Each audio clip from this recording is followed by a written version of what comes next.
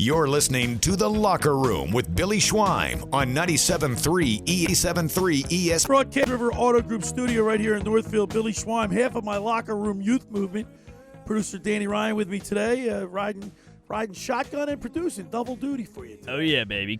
Our first pitcher, Tommy Green, brought to you by the John R. Elliot Hero Campaign for designated drivers, reminding the driver, sign up for the 12th annual Hero Walk and Run on the Ocean City Boardwalk Sunday, October 15th.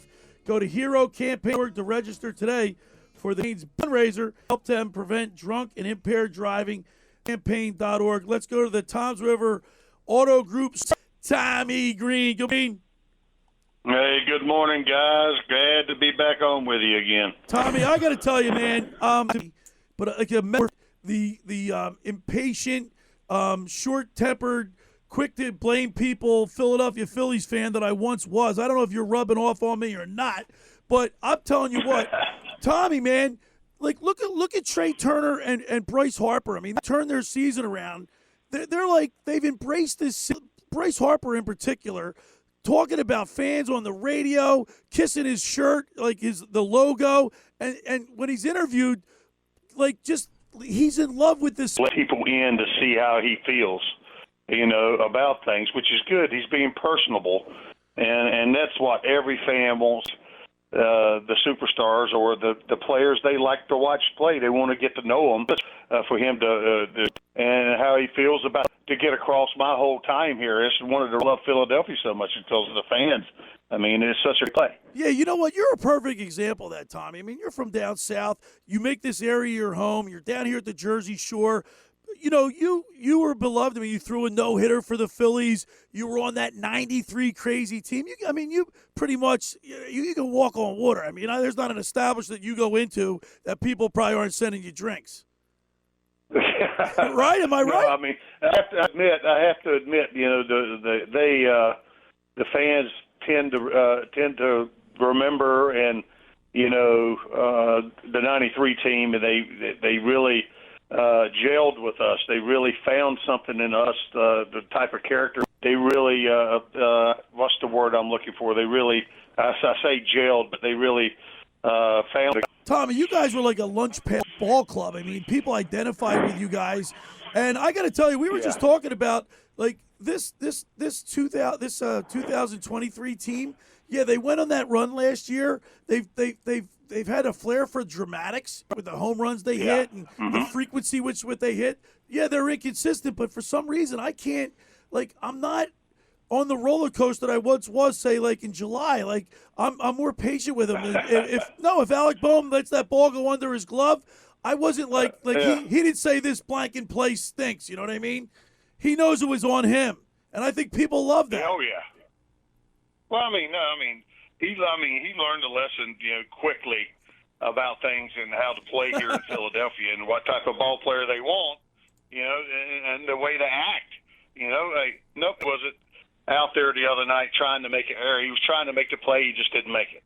And that's the time. Sometimes it just come in a crucial time of the game where it really, as a pitcher, we're always trying. When your teammates are behind you, they're not the aspect because we hang pitches and we get, balls over the middle to get crushed, and they make great plays for us in the field. And it's about picking each other up, and this team's done a good job at that this year. That's why you're not on the hangman watch now. You kind of grasp a hold, of what this team's about a little bit, because it's they're never out of a ball game, no matter what happens at the end. They tend to, fight back to the end and find some way to try to get back into it, and that's a good quality to have. Here later in the season, they need to keep up that fight, But it's bottom line.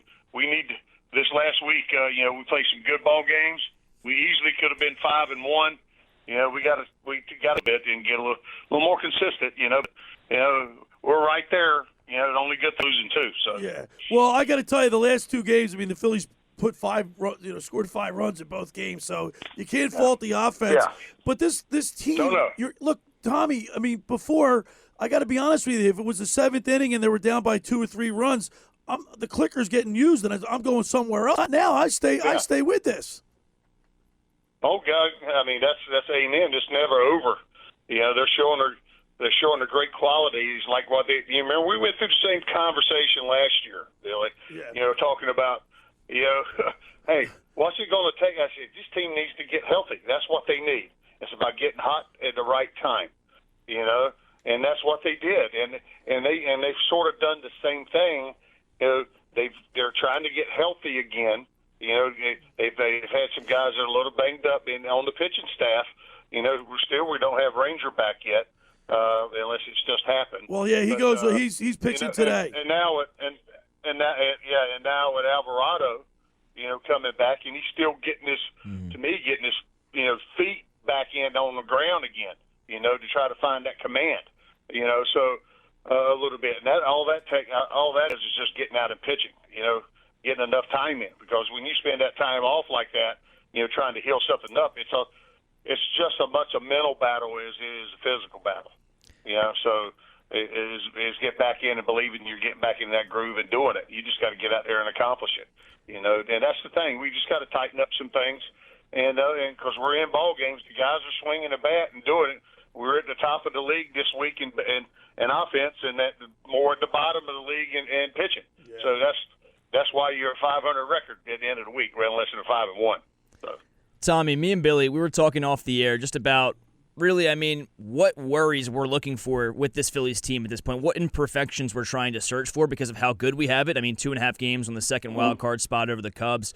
Mm-hmm. If you had to pick, what would you say is the one part of the team that worries you most heading into the postseason? You mentioned Alvarado and him getting the rust off, and that could 4 runs the other night. Yeah, that could also tie into the closer position. But is it that? Is it the starting rotation? Is it some guys that are scuffling? What do you think is the biggest worry?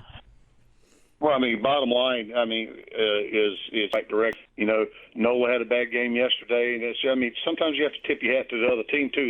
They mistakes he made, working too much at the plate or whatever, but he was lights out.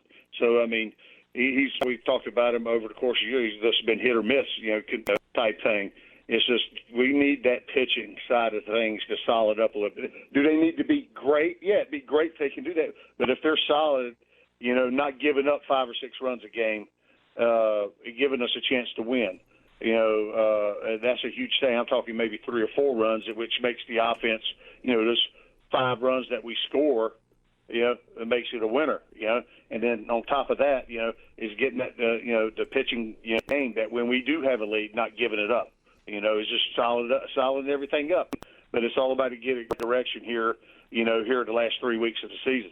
Every Sunday throughout the baseball season, we go on the mound with former Phillies pitcher Tommy Green, brought to you by the John R. Elliot Hero Campaign for designated drivers. Tommy, the starting lineup is out. Schwarber, who's raised his average to 191, is it leading off again. Trey Turner, who's raised his average to 260, batting second. Castellanos batting third today. Bryce Harper in the DH role.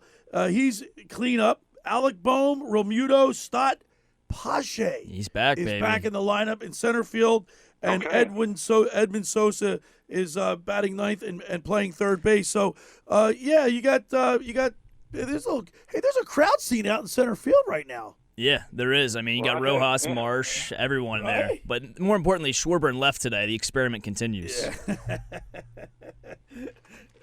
Well, Tommy, I don't know when you see. Yeah, that's a huge thing. Yeah, it's a huge thing. They got a surplus of guys, out there in the outfield right now, and it's all about, the quality of time. But we got to make sure if we can, put the right defense out there. Yeah.